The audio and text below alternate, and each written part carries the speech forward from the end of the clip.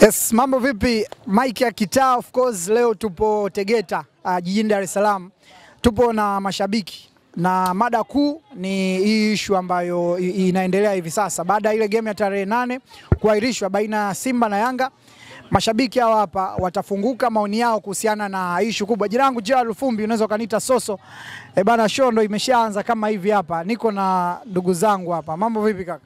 Poa sana, kwema. Kwema kabisa. Bwana, unaongea na Arnold aka Yanga Kwanza.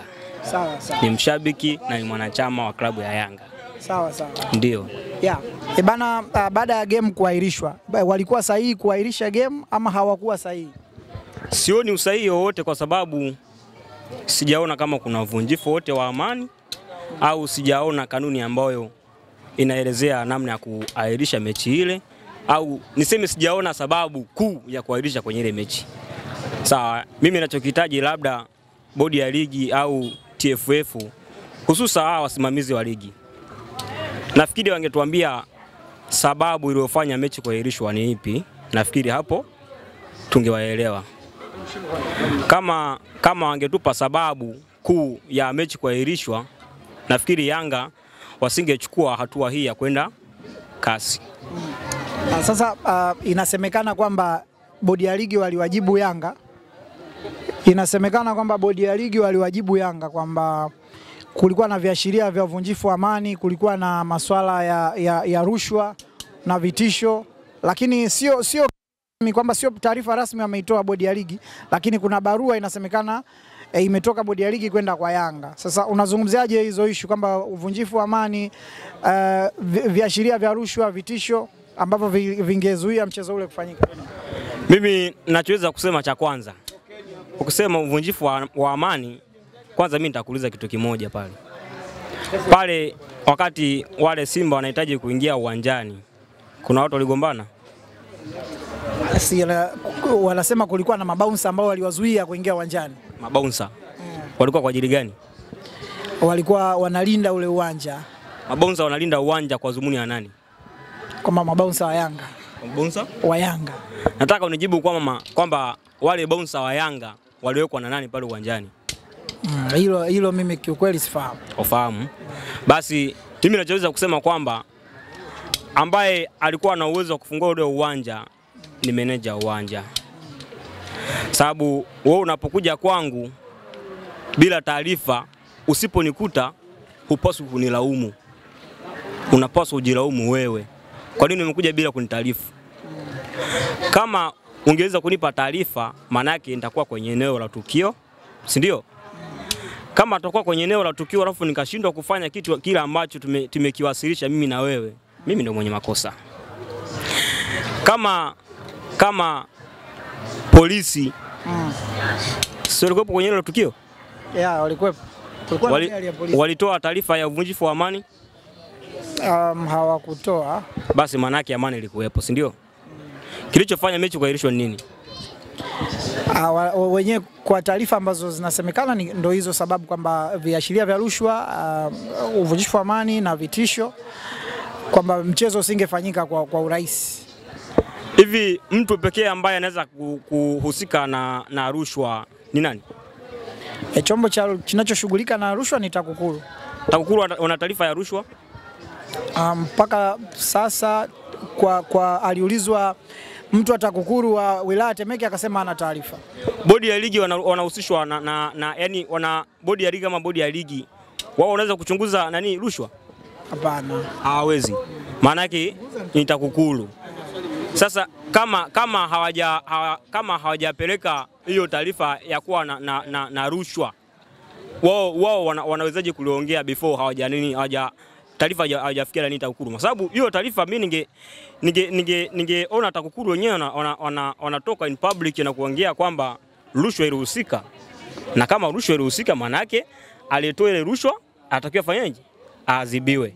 Si ndio? Maana yake kama rushwa haikuwepo na kama imedhibitishwa kwamba rushwa ilikuwepo, taarifa rasmi imetoka ni ipi ya rushwa? Taarifa rasmi bado haijatoka. Bado haijatoka. Labda nimuulize mwenyekiti wa tawi la hapa la Simba. Mganga huyo. Sijakusikia, hebu uliza vizuri swali lako. Swali langu, wewe hujanifuatilia ninachokiongea? Zungumza Uliza swali ili nikuelewe. Iko hivi. Mimi naomba niongee ambacho anakisemea ndugu mwandishi. Kilichofanya ile mechi ya Simba na Yanga kuahirishwa, kama wewe mshabiki au mpenzi wa mpira, ni kipi ambacho unakitambua? Kitu ambacho nakitambua sababu ya mechi kuahirishwa. Kitu cha kwanza kuanzia bodi ya Yanga, mashabiki wa Yanga na mabouncer wa Yanga, sawa, wameshirikiana kutuzuia sisi kuingia ndani ya uwanja wa Benjamin Mkapa kwa ajili ya kufanya mazoezi yetu ya mwisho kwa kuelekea mechi ya Simba na Yanga. Hiyo ndo sababu mojawapo. Wamekuzuia vipi au mabodyguard wa Yanga wamekuzuia vipi? Bodyguard wa Yanga, mechi inaandaliwa na Yanga, sawa? Anayesimama mlangoni kawekwa na Yanga. Klabu ya Yanga ndio imemweka pale. Kwamba mimi ninapokwenda pale nikizuiliwa na mtu, ina maana ni bodi ya Yanga ndio imezungumza mimi nizuiliwe nisiingie ndani ya uwanja. Ina maana kwa muda ule uwanja upo chini ya imaa ya Yanga. Kwa sina namna ya kuingia tofauti kama ninapokuwa nimezuiliwa. Kwa bodi ya Yanga ndio imekuwa imeshiriki mimi kuzuiliwa kuingia ndani ya uwanja na pamoja na hao mabouncer wakiwemo. Mimi ninachokijua uwanja wa Mkapa ni uwanja wa serikali, si ndio? Uwanja wa serikali. Hivyo uwanja wa Mkapa uko chini ya meneja wa uwanja, si ndio? Ndio. Meneja wa uwanja ndio mwenye jukumu la kuwa na maelezo yote kuhusu uwanja, taratibu zote. Kwa hiyo mwenye funguo maana yake alikuwa ni meneja, si ndio? Usisemi meneja. Alikuwa nani? Usisemi meneja. Kwa sababu ukizungumza meneja hawezi akazuia Simba kwenda kufanya mazoezi uwanjani hata siku moja. Wao ushasikia wapi? Naposemea kwamba ni meneja ndio alikuwa na uwanja, maana yake meneja ndio mlinzi na ndio mhusika mkuu wa ule uwanja Benjamin Mkapa. Wewe nikuulize swali. Wewe unataka kuniambia Simba sababu ya kuzuiliwa kuingia uwanjani ni meneja ndo alitamka kwamba Simba asiingie uwanjani, au ni nani alitamka wa Simba wasiingie uwanjani? Ndio nakuuliza swali hivi. Mwenye jukumu la kufungua uwanja au kufunga uwanja ni nani? Yaani jukumu kwa muda ule ilikuwa chini ya Yanga. Yaani kwa muda ule ina maana uwanja umeshakabidhiwa kwa Yanga. Sawa? Ni taarifa gani ambayo inaonyesha kwamba Yanga ndio alikuwa mwenye uwanja? Mechi hii si Yanga ndio alikuwa mwenyeji au sio hivyo? Ile ni dabi. Hivyo utaratibu jinsi ulivyo, mwenye uwanja anapewa uwanja siku. Manake ule usiku siku ya ile tukio kutokea, uwanja ulikuwa chini ya meneja wa uwanja. Sasa sawa. Karibu. Bwana, mimi naitwa mwenyekiti tawi la Pumzi ya Moto Tegeta kwa Ndevu. Sawa. Mwenyekiti wa pande gani? Timu gani? Simba Sport. Simba Sport. Yeah. Huyu anauliza kwa nini Simba hakuingia kufanya mazoezi. Simba alizuiliwa na mabouncer wa Yanga. Simba kwa kulitambua, kwa kutunza amani ya nchi hii kama kanuni yetu inavyosema. Baada ya kukaa masaa yananilia akarudi zake Bunju. Sawa. Huyu alikuwa anahoji kwamba Yanga alifanyaje blaza? Kwamba mabouncer Yanga hakuzuia. Meneja anakaa na funguo. Je, mabouncer Yanga alifuata nini taifa pale? Kama meneja anakaa na funguo. Mimi ninachokijua pale katika kitabu cha uongozi wa klabu ya Yanga hakuna Simba ameandikwa mabouncer wa Yanga. Yaani ni kuwa hujui au hawapo. Nataka unionyeshe ni sehemu gani pale kwenye kitabu kwamba kuna mabouncer ambao wanahitaji wanasemekana kuna mabouncer wa Yanga. Nataka unieleze. Sasa mimi kitabu cha Yanga sikijui. Ila mabouncer wa Yanga nakupa homework. Siku Yanga kicheza aidha na Mashujaa, JKT, nenda umevaa jezi nyekundu. Pitisha kwenye lile getu tutajua ni wakina nani. hiyo kivaa jezi nyekundu ndo unajulikana, ndo anakujua. Mabouncer wapo au wapo? Ndo nakuuliza hivi. Kwa hiyo ukipita na jezi, kanuni zetu sasa tuwezi kuzijua. Sasa kama huzijui, huna uhakika nacho maana yake, si ndio? Na uhakika nacho ndio maana nimekwambia. Sasa kama una uhakika nacho, naomba unieleze ni sehemu gani pameandikwa pale kwenye kitabu cha Yanga. Sasa kama hujui shehe, unaweza kutoa taarifa ambayo huwezi kuijua, ambayo huijui. Anyway, mwache mwenyekiti amalizie dakika zake 2. Malizia dakika zako 2. Hili swala zima kuahirishwa kwa mechi na nini kifanyike, unaonaje? Mechi irudiwe. Hamna pointi 3 bila kukutana na Mpanzu. Hilo ndio issue ya msingi. Ili upewe pointi 3, kukutana na Mpanzu, kukutana na Kibu, Jinchazi Aua, Mkwala tukupe pointi 3. Otherwise basi leo njoo tunanilia.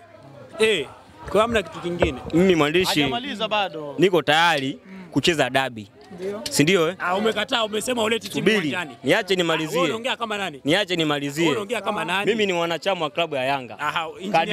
Kadi ninayo. Sawa. Mimi naongea kama mwanachama wa klabu ya Yanga. Nisubirie nimalize kuongea and then uendelee. Mimi kama mwanachama wa Yanga niko tayari kushuhudia dabi endapo TFF au bodi ya ligi watatuambia kilichofanya mechi yairishwe, walitumia kanuni gani kuahirisha mechi. Okay. Kwamba watoe sababu zenye mashiko. Mechi kuahirishwa ni ipi? Sawa, kiongozi. Kwa jina anaitwa James Peter, ni mwanachama wa Simba na mshabiki wa Simba Sport Club. Mimi ambacho naweza kuzungumza katika swala hili niko tofauti na wote.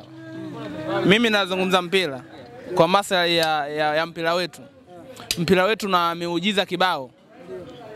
Hawa TFF na bodi ya ligi wana changamoto nyingi. Wanaendesha mpira kisanii. Lakini pia na sisi vilabu vyetu ni wajanja sana. Maana yake ukisikiliza kauli za Rais Karia inaonekana kwamba hata sisi wenyewe viongozi wa Simba na Yanga kuna sehemu ambapo huwa tufuati taratibu wakisema kama zinavyofuatwa. Hivyo basi mpira wetu unaongozwa kimiujiza. Kwa mfano, Simba wanajua kulikuwa na kanuni ya kwamba lazima wafanye mazoezi kabla ya masaa 72 ya mechi husika. Na wakafika. Walipofika wakawakuta watu ambao wanasemekana ni makomando wa Yanga. Wakazuiliwa. Si ndio? Kwanza kitendo hicho kinaashiria, yani ni sign ya ushirikina. Yani kwanza ushirikina ni mwingi katika mechi za Simba na Yanga. Si ndio? Yani wameenda kufanya mazoezi ni sawa ushirikina tena. Yani wao walipozuiliwa wamezuiwa kwa sababu wanasema waliona wazee wafupi na mbuzi. Na gari la BM. Sasa najiuliza, magari ya BM si yamejaa tu Dar es Salaam? Na hizo mbuzi wakiwaambia haya mbuzi hata aliyepiga naye picha hakuna. Lakini video iliyochukuliwa inaonyesha tu wamezuiliwa wapi? Getini. Na driver yule wa Simba alitaka hadi kwenda kuwagonga na ile gari. Baadaye wamekaa pale, nafikiri Simba walitumia busara wakawasiliana na wahusika, hawakupata majibu ambayo ni sahihi. Sasa kuna hiyo kanuni ipo, lakini pia hiyo kanuni nayo kiichunguza haisemi mtu aailishe mechi. Kwa wanaotugombanisha ni bodi ya ligi na TFF wenyewe.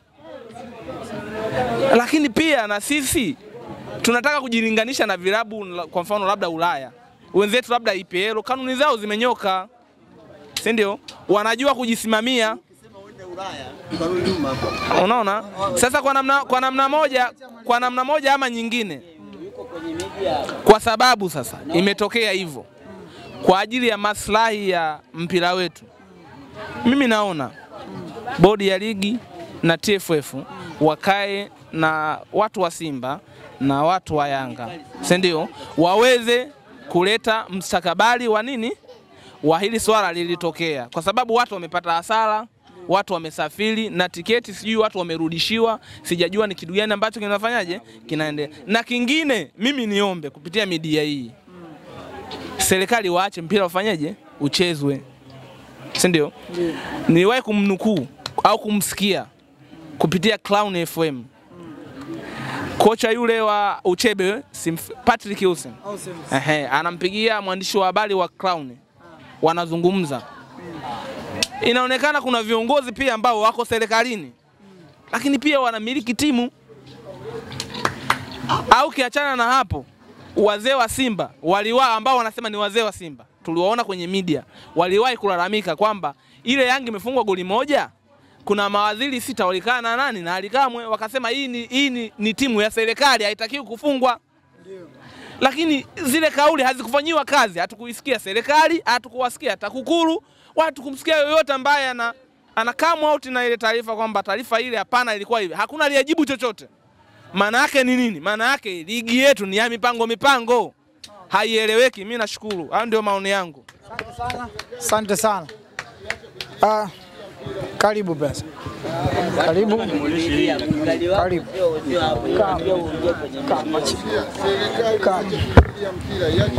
Hili swala lizungumzia ndani ya dakika 4. Mimi naitwa Miraji Saidi, ni katibu wa tawi la wazee wa Misumari Tegeta na katibu wa matawi ya muungano wa ukanda huu.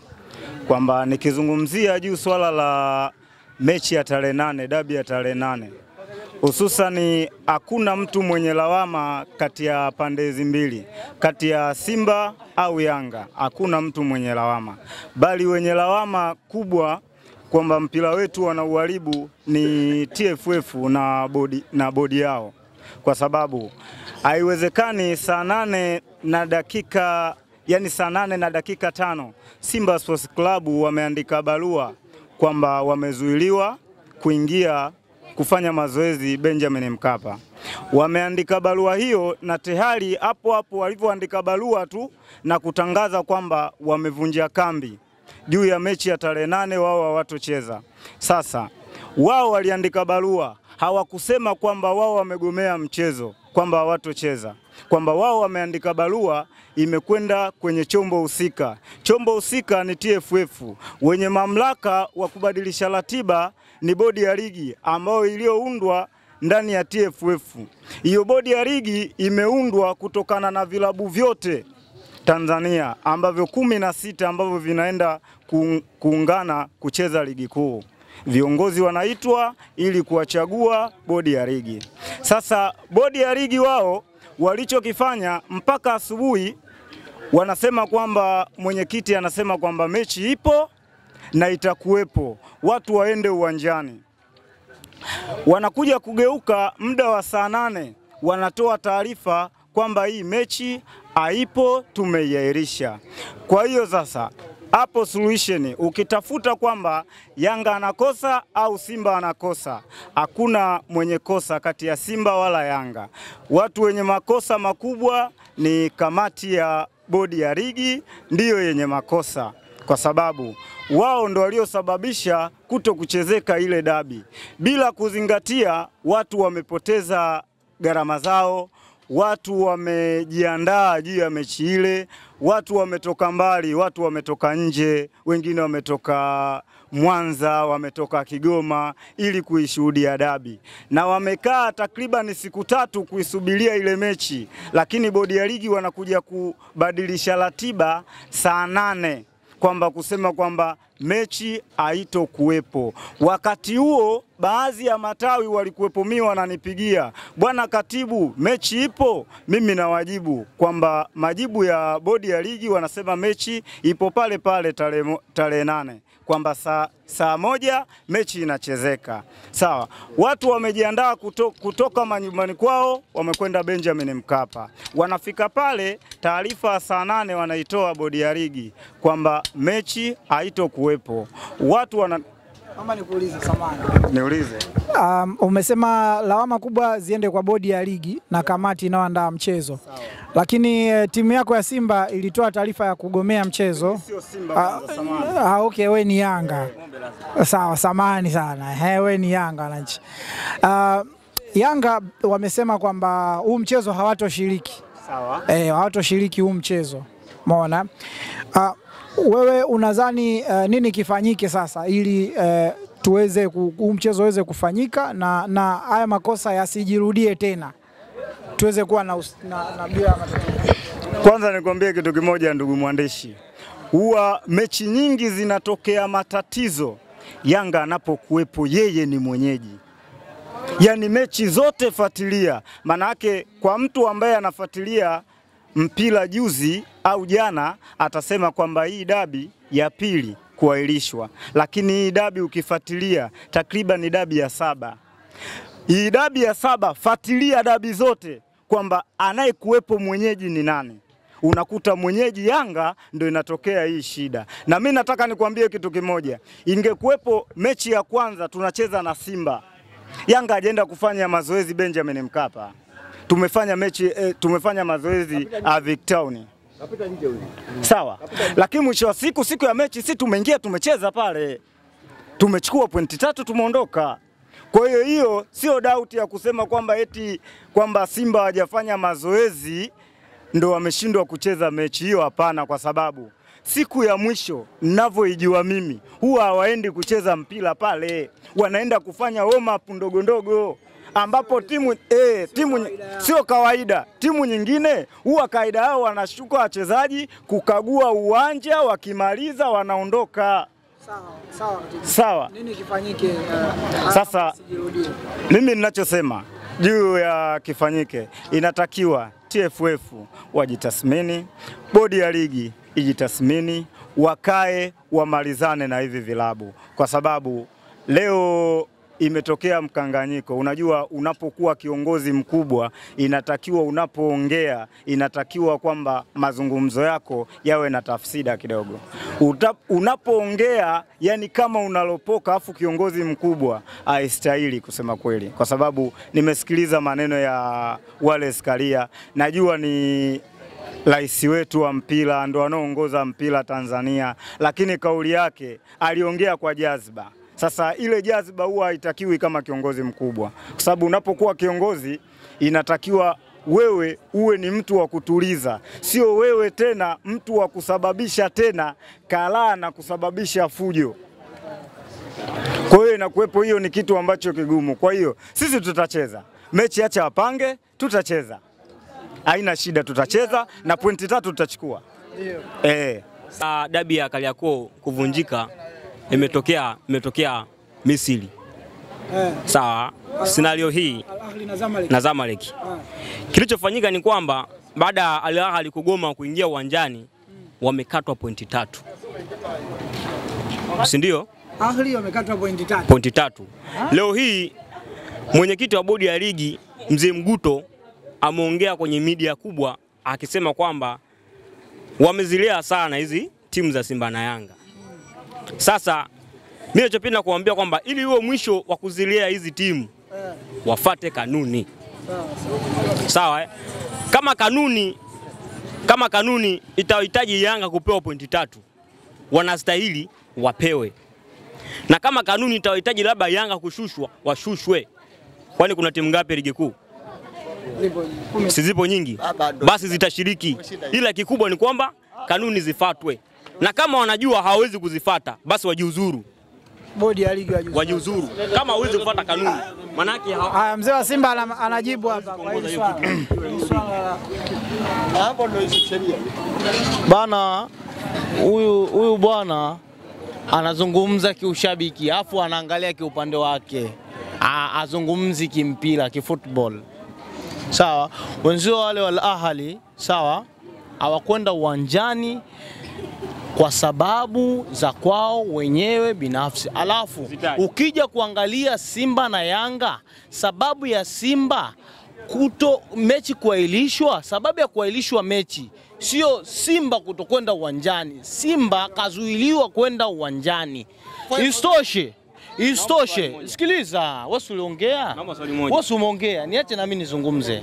Sawa, isitoshe Yanga kaenda uwanjani baada ya TFF kutangaza mechi imeahirishwa, bodi ya ligi kutangaza mechi imeahirishwa. Yanga kaenda uwanjani. Muulize swali. Malizie dakika moja. Naomba nikuulize swali moja.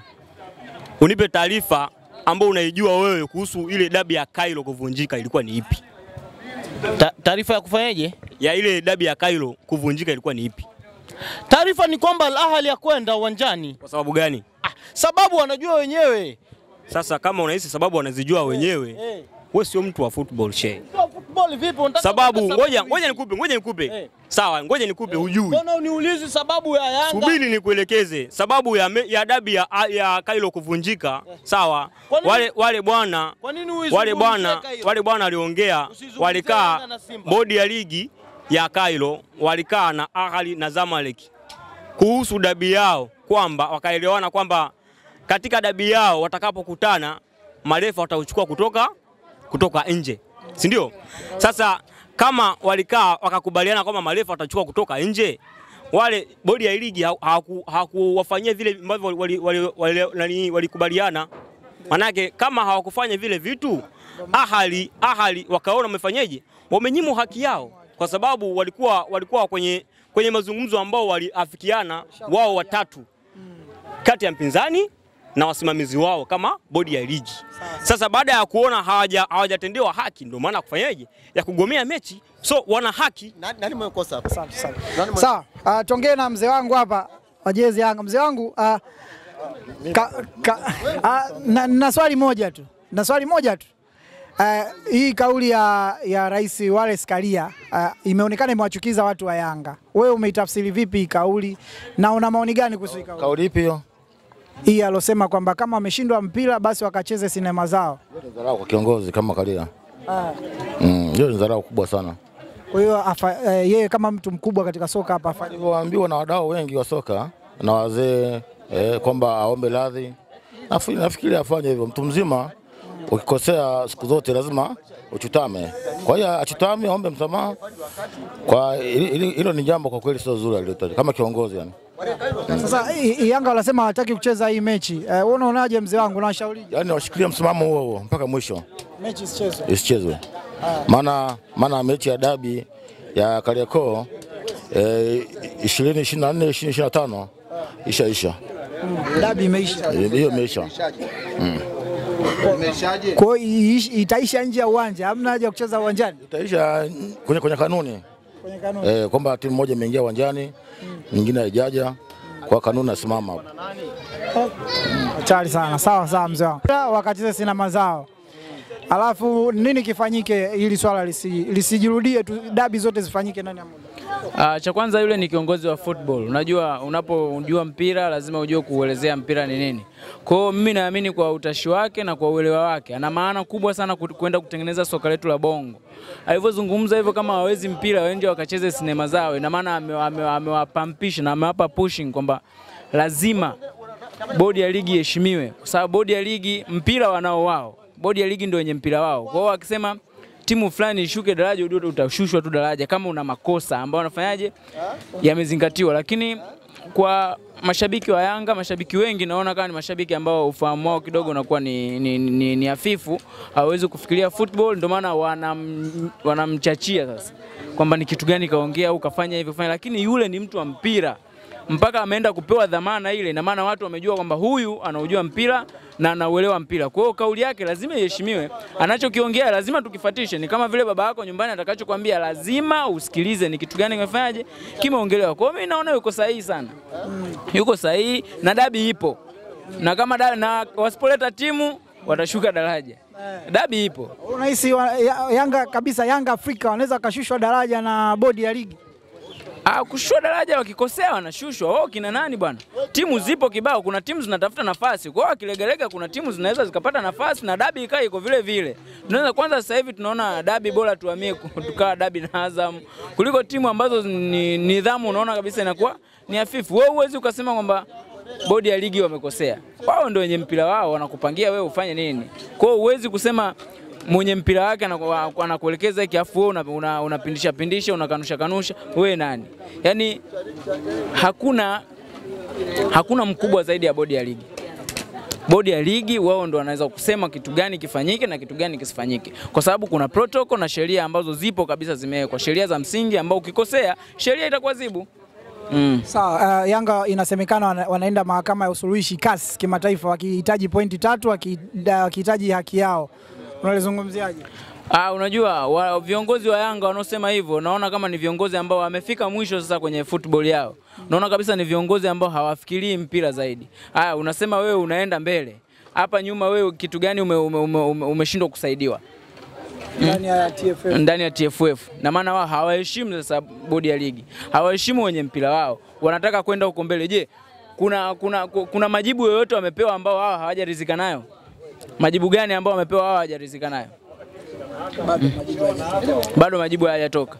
Mbona washaanza sio utaka tuende mbele, sio tuende wapi? Subirini bodi iamue, kwa sababu Simba sisi tumefuata protocol na sheria za mpira zikoje, na wao wanatakiwa watulie wafuate protocol. Kama walikosea au kama tutaka tujue sasa walokosea ni meneja wa uwanja, walokosea ni wale mabodyguard au walokosea ni kina nani, subiri bodi ya ligi wachambue, wasome sheria zao, kwa sababu vifungu vya sheria viko vingi, sio kimoja. Kwa lazima kila kifungu kipitiwe, kiangaliwe kosa liko wapi na sehemu gani kifanyike na kitu gani kifanyike, ili mpira uendelee kufanyaje kuchezwa, kwa sababu hatuko kwa ajili ya kushusha mpira wa Tanzania, tupo kwa ajili ya kuongeza mpira wa Tanzania, kufanya mpira wetu wa Tanzania uende kimataifa zaidi. Sio tunaangalia hapa, natakiwa tuangalie usoni. Kama leo tunaanza tunawakosea mashabiki, unajua tukirudi sasa kiundani zaidi, Simba na Yanga wote hamna timu ambayo inaheshimu mashabiki wake.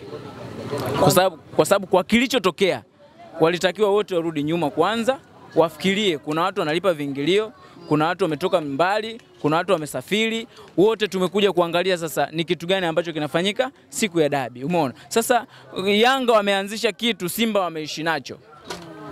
Umeona? Kwa hiyo hapo unaenda kuona kabisa kwamba tunaenda kuukosea mpira wetu wa Tanzania. Tunaenda kuwakatisha tamaa wale watu ambao wanafanya mpira uende mbele zaidi. Unajua ukiachana na wachezaji uwanjani, mashabiki ndio wenye nguvu zaidi kwenye mpira wetu, tunajua. Kwa sababu kama mashabiki hawatafika uwanjani, mpira wetu utaonekana hauna thamani. Lakini leo hii ule uwanja unajaa watu 60,000 na watu wengine wanakaa nje. Kwa sababu gani? Watu wanauheshimu mpira, wanaupenda mpira. Sasa wewe leo kikundi tu au tuseme taasisi tu ije kuanzisha mamlaka yao, waende wakatengeneze dunia yao sasa tuseme, au mpira wao. Waache mashabiki. Mashabiki wanajua mpira. Ukiona mtu anafuatilia mpira, unajua na uheshimu, anautambua na anaupenda pia. Kwa hiyo tusikatishe tamaa watu wanaopenda mpira kwa sababu ya maamuzi ya viongozi tu walokaa ambao wamechukuana wakaekana kwenye viti, wanajifanya wanajua mpira, kumbe nothing. Umeona? Kwa hiyo mpira wetu hautaki kufika huko. Sawa. Kiwale, nakushukuru sana. Kwenda kule mahakamani CAS kudai alama 3 na kudai haki yao. Unalizungumziaje hili swali? Mimi ninachojua, ukizungumzia juu ya madai ya Yanga ya kusema kudai alama 3 ni kitu ambacho ni tusidanganyane kwa sababu sheria zipo wazi. Sheria zinasema kwamba mchezo kama umeahirishwa na bodi ya ligi, ina maana kuna wale wasimamizi wa mchezo ambao wanasimamia mchezo husika. Sawa. Kama wale watakuwepo wameingia uwanjani, kuna dakika ambayo timu wanahesabiwa. Ina maana dakika 20 au 30. Ambapo sasa inapotokea kitu kama kile, timu imeingia, kwa sababu nimemsikia mtu ni mwana Yanga mwenzangu anafananisha tukio la dabi ya Kariakoo ya Simba na Yanga na Zamaleki na National Rally. Hapana, vitu viwili tofauti, kwa sababu National Rally na Zamaleki bodi ya ligi sawa, chama chao cha mpira akikusema hawakuahirisha mechi ilikuwepo pale, inatakiwa wawepo uwanjani. Zamaleki akaenda uwanjani. National Rally kwa kuwa walishapanga kwamba dabi inapokutana Zamaleki na National Rally lazima waamuzi watoke wapi? Watoke nje. Waamuzi hawajatoka nje, waamuzi wa ndani. National Rally akagomea kwenda, na waamuzi wote walikuwepo, wamekaa ndani ya dakika 20. Baada ya kuona National Rally hajaingia uwanjani, wakawa wamemaliza mpira. Ina maana ushindi wamempa nani? Wamempa Zamaleki. Sasa huwezi kufananisha tukio lile na tukio la Yanga. Simba hakufika uwanjani. Bodi ya ligi walitoa kwamba walishaiahirisha ile mechi, waamuzi hawakufika. Sawa. Hebu wewe unadai pointi 3. Kwa kutumia kanuni ipi ambayo upewe pointi 3? Kama waamuzi wangekuwepo pale, kwa sababu mwamuzi wakati alitakiwa kuwa Alajiga. Kibendera wa kulia alikuwepo Mohamed Mkono. Kibendera wa kushoto alikuwepo Musa Mpanga wa Dar es Salaam. Wote hawakufika. Kamishna wa mchezo wote hawakufika. Wewe unasemaje utapata pointi 3? Ina maana hiyo ni propaganda ambayo wanataka kuwaaminisha kwamba washabiki wa Yanga au wanachama wa Yanga kwamba kusema sisi tutapodai pointi 3 tutapewa pointi 3. Pointi 3 hazipo. Yani pointi 3 hazipo kwa staili hiyo. Mimi ni katibu wa tawi la wazee wa misumari Tegeta na ni katibu wa muungano wa matawi ukanda huu. Hakuna pointi 3. Ndio maana sisi tulitaka kitu kimoja tu, kwamba sisi tutacheza mchezo, ila inatakiwa bodi ya ligi wakae. Yanga ametumia gharama kuandaa ile mechi kwa sababu yeye ndo mwenyeji. Kwa hiyo kuna gharama, kuna kamati za ulinzi, kuna kamati siji za nini, kuna TFF wenyewe, kuna kamati yenyewe ya Yanga. Watu wanasema mabouncer. Hakuna mabouncer kwenye kanuni za Yanga. Kuna kamati ya ulinzi wa Yanga. Haipo mabouncer. Ila wachambuzi wao ndo wanakosea. Yani wanakwambia sisi tumezuiliwa mabouncer. Haipo kwenye kanuni ya Yanga. Nakwambia mfate mtu yoyote, muulize mtu yoyote au akupe sheria za Yanga. Hakuna sehemu ilipoandikwa mabouncer. Kuna kamati ya ulinzi wa Yanga. Kuna kamati ya ulinzi wa Simba. Sawa? Kwa hiyo wanaposema mabouncer, hiyo ilikuwepo analogi nyuma hiyo. Kwa hiyo watu ambao wanaanza mpira juzi watakwambia mabouncer. Mabouncer ilishapita. Hiyo ni long time ago. Ndio tulikuwa tunatumia mabouncer. Unaenda pale unakutana na mabouncer. Sasa hivi kuna kamati ya ulinzi. Kamati ya ulinzi inalipwa. Kabla ya mechi wale wanaitwa, wanalipwa, alafu wanaenda kwenye mechi. Siku ile wamefika, kamati ya ulinzi imefika pale. Kwa sababu kuna washabiki tarehe 8. Wamefika. Kwa hiyo zile zote gharama Yanga kakaa kambi. Kwa hiyo kuna vitu vingi ambavyo Yanga kavipoteza, ndio maana wakasema kwamba bodi ya ligi wanatakiwa wakae na Yanga ili wayamalize haya matatizo, ili mechi ichezeke. Basi ya klabu bingwa. Kwetu sisi ilikuwepo historia ya Yanga. Hakuna kitu ambacho wana Yanga wengi walikuwepo wanaumia juu ya kutoka kwenye hatua ya 16 kwenda robo. Sisi tulikuwepo tukishia ya 16 tunaondoka. Ya 16 tunaondoka. Robo kuifikia ilikuwepo ngumu, lakini kwenye uongozi wa Wallace Karia kweli tumeingia robo finali, tumecheza na Mamelodi nje ndani, lakini ilitakiwa tuwe nusu au tuwe tumecheza finali au tumeleta kombe la Afrika. Lakini kutokana na waamuzi wetu wa Afrika siwezi nikawalaumu sana, kwa sababu ukiwalaumu waamuzi wa kule angalia hata kwako. Kwa hiyo ni makosa ya kibinadamu, mwamuzi ya kuona goli kama limeingia, kwa hiyo tukawa tumetolewa. Kwa hiyo kuna masuala mengine aliyoongea Malaika kwamba yapo sahihi, kweli perfect, kwamba Wallace Karia uongozi wake Yanga si tumenufaika kwa moja au namna nyingine, kwa sababu ukiangalia mechi nyingi za Yanga Wallace Karia alikuwepo pembeni amekaa na Engineer Ellis. Kiasi kwamba ingekuwepo labda Wallace Karia kila mechi ya Simba anaenda anakaa pembeni na Mangungu. Mimi nadhani washabiki wa Yanga au wanachama wa Yanga tungepiga kelele sana lile swala. Lakini Karia alikuwepo kila kwenye mechi ya Yanga ya ligi. Utamkuta kakaa Engineer, kakaa Wallace Karia. Bila kujua kwamba yeye ni timu gani, kwa sababu tusifichane hapa. Wallace Karia ni mwanachama wa Simba na ni mshabiki wa Simba. Hakuna kificho. Akina Mguto tunawajua. Hakuna kificho, tusifichane, kwa sababu Tanzania ina kategori hizi mbili tu, Simba na Yanga. Iwe kwenye serikali, iwe kwenye sekta binafsi. Simba na Yanga. Huwezi kusikia kuna watu wanakwambia mimi ni shabiki wa Azamu. Muongo, mchunguze vizuri. Alafu nataka nikuibie siri leo. Washabiki wengi wa Azamu hawaipendi Azamu, bali kuna vitu wananufaika kupitia Azamu. Wafanyakazi wa Azamu wameshapewa kiroba, wanaenda uwanjani, wanavaa nani, wanasema mimi Azamu. Hakuna mshabiki wa Azamu. hayupo. Kwa wale Hayupo mshabiki wa Azamu, hayupo Tanzania. Sio wale hadi viongozi. Iangalie management ya Azamu, utaambiwa huyu Yanga, huyu Simba, huyu Yanga, huyu Simba. Hayupo Azamu. Ndo maana Azamu ina kila kitu. Timu ambayo ilitakiwa kuwa tishio Tanzania ni Azamu. Wamekosa nini?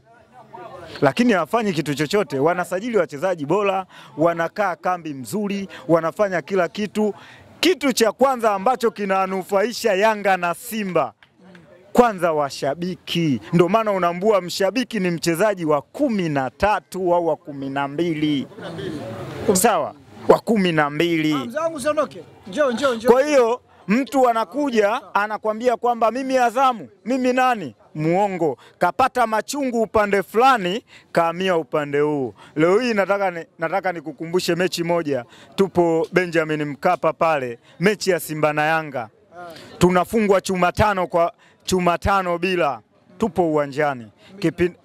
Kipindi kile unakumbuka mwenyekiti wetu alikuwa nani? Alikuwa Mchunga. Manji hajaingia. Na Mchunga kipindi hiko tumeenda kukaa kwenye kikao. Mchunga hataki kukabidhi timu. Mwisho wa siku tukaambia nenda kacheze. Anakula chuma 5. Shadrack Msajigwa ndo beki wetu, anatoka anamsindikiza Emmanuel Okwi, anatoka naye kati, anaenda kumpigia kwenye 6. Anaenda kumfanyia faulo kwenye 6 na kwa penalty. Watu wanarudi mpaka tumefungwa na Juma Kaseja. Kitu amekuja ndani ya dakika 90. Juma Kaseja inapatikana penalty, Kaseja anatoka golini anakuja kutuweka Simba na Yanga. Umeona? Kwa hiyo baada ya pale Mchunga akaondoka, anakuja Yusuf Manji, ndo tunampigia kula marehemu. Mwenyezi Mungu amrehemu huko aliko. Ndo mtu ambaye aliyetusababisha yani machungu yote wana Yanga sisi tukaa tumesahau. Yani tunaenda pale shangwe. Simba Sports Club, hakuna mwana Simba yoyote ambaye anaweza kukaa hapa akatoa historia ya kusema alishawahi kuchukua pointi 6. Pointi ngapi? 6 mbele ya Yanga. Hayupo mwana Simba huyo. Hayupo. Ndani ya msimu mmoja. Yani ndani ya msimu mmoja hayupo mwana Simba huyo na hajazaliwa. Kukaa hapa aseme bwana mechi ya kwanza Yanga nimempiga 2, mechi ya pili nimempiga 1. Mwenye historia hiyo ni Yanga peke yake. Kadunda nje ndani Simba. Yanga ya nani sasa ikiwa na nani? Yanga ya Yusuf Manji akina Donald Ngoma anampiga nje ndani. Simba anakufa nje ndani na akina Mistambwe. Nje ndani anakufa 2 bila, anakufa 2. Ya kina Donald Ngoma. Ndio hiyo nakwambia Ramadhani hiyo. Anatajwa jina. Kampa tena. Donald Ngoma anaweka kwenye kamba mara 2 mfululizo. Tumekuja kurudia ya kina Maele. Tumepiga tena nje ndani. Historia hiyo Simba hawana. Yani tokea karia yao hawajawahi chukua pointi 3 nyumbani na ugenini. Tunatoa sare. Manake kuna kipindi tusiongee, kuna kipindi watu mpira bado wengine hawajafuatilia. Kuna kipindi Simba ilikuwa inatuonea sana. Kuanzia mwaka na 2000 hadi 2010. Walikuwa wanatuonea sana. Kila tukikutana mara kina Pawasa, Yanga anatangulia, watu wanarudi kipindi hiko kuna kina Pichu, Patrick Katalai. Watu wengi hawajui kina Pichu Kongo. Yanga wa Kongo wajaanza kusajili leo. Kina Pichu Kongo, kina Patrick Katalai, watu wamepita Obren Chilwa, kina nani Obren Sikovic. Leo hii Simba anakuambia mzungu wa kwanza kuja kucheza Simba. Hawajui Simba kwa sababu juzi tu. Obren Sikovic kakaa pale, kipa alikuwepo hatari sana. Anatoka yeye anakuja kukaa Yobeko. Simba tunamfunga 2005 inafanya usajili. Kipindi hiko Yusuf Manji anatoa msaada lakini watu hawamjui. Tunaenda kumfunga 2006. Goli dakika 15. Pasi inatoka kwa Mike Baraza, Beni Mwalala anaiweka kifuani na iweka kwenye kamba ndani ya dakika 15. Mechi inaisha hiyo bila. Yani goli moja bila. Mechi inaisha. Kipindi hiko sisi tunaongozwa na mwenyekiti wetu marehemu Imani Maugila Madega. Mwenyezi Mungu amweke mahali pema peponi. Kipindi hiko huyu akaja tena akaingia huyu Hassan Dalali, ndo mtu ambaye alikuwepo anaionea sana Yanga. Kwa hiyo kuna kipindi Simba walikuwa wanatuonea ila hawajawahi kuchukua pointi 6. Si hata tuwe wagonjwa vipi. Si tuwe na bakuli hivi tunapitisha bakuli. Maana yake wao wana msemo wao. Wanapitisha bakuli, Simba anakufa chuma moja. Sina bakuli omba, wao wanatajiri, wana bosi. Bosi analia jukwani. Si omba. Anakula chuma moja. Kwa hiyo Simba na Yanga hii iachwe kama kawaida. Ndio maana Mguto amekwambia leo hii ungekuepo wewe kwenye ile kamati, ungeweza kuishusha daraja ya Simba. Ngumu sana. Ungeweza kuishusha daraja ya Yanga. Ni ngumu sana. Kwa hiyo watu wengi huwa ataongea. Yaani watu wengi wataongea. Sheria sawa ipo na sheria ipo kwa ajili ivunjwe. Watu huwa iko wanakikosea. Yaani sheria imewekwa ili ivunjwe. Ndio maana kuna mahakama. Watu wangekuwepo hawavunji sheria, mahakama zisingewekwa. Polisi wasingekuwepo. Kama watu wangekuwepo hawavunji sheria. Ina maana sheria zimewekwa ili zivunjwe. Kwa hiyo hata bodi ya ligi wamekosea, lakini ili swala ni kawaida kwa sababu leo hii tusishikilie mishipa shingo ikatutoka kwa ajili ya dabi hii. Dabi ya msimu uliopita imekuwaje? Imeahirishwa. Yanga alisemaje? Sio alisema wachezi. Na mimi niliongea nikasema mechi inachezwa kama kawaida. Mechi ilichezwa ikuchezwa. Ilirudiwa tarehe 3. Uongo kweli? Simba alifanyaje hiyo tarehe 3? Akufungwa? Alifungwa. Kwa hiyo mechi hii inarudiwa kama kawaida. Kwa hiyo sasa hivi haina haja tena kuwa laumu sijui bodi ya ligi, kuwa laumu sijui TFF. Sisi sasa hivi cha kufanya tu focus kwa kila dakika Helabet inaibua mamilionea wapya. Ni zamu yako na wewe kwa milionea mpya kwa kubeti na Helabet. Na kila ukibeti na Helabet unapata bonus kibao. Sasa unasubiri nini? Bet leo na Helabet. Tembelea www.helabet.co.tz. Bet kifalme na Helabet.